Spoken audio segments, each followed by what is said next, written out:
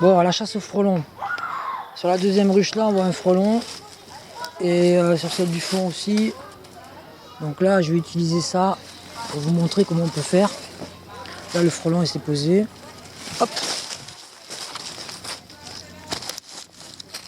Là, je l'ai eu.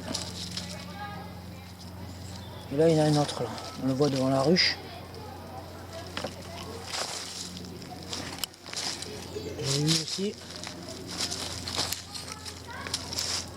Bon, faut faire attention quand on est devant les ruches. Hein. Vaut mieux être derrière.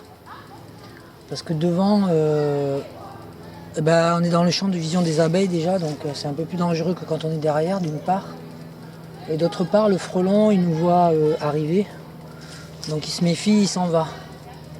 Alors contrairement peut-être à ce que pensent certaines personnes, les frelons ne sont pas dangereux quand ils chassent.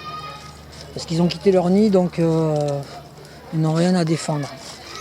Donc ils ne piquent pas. Par contre, les abeilles sont devant leur maison et effectivement, elles peuvent nous piquer si on leur fait peur. Donc il faut connaître ces abeilles si on passe devant et faire attention à ce qu'elles ne nous sautent pas dessus. Donc pas toucher la ruche. C'est la raison pour laquelle j'utilise une épuisette. Vous voyez là, on peut voir là, le frelon. Une fois qu'il est sous l'épuisette, un coup sec, hop. Une abeille qui s'excite sur la caméra. Donc là, il ne faut pas que je reste devant parce que sinon, je vais finir par me faire piquer, c'est sûr. Par mes propres abeilles, enfin, par les propres abeilles qui sont là, alors que je les défends. Donc là, il y en a un autre qui tourne quand même. Là, je le vois sur le rucher. Bon, c'est pas évident à le voir circuler parce que il est assez rapide en vol. D'ailleurs, il est parti.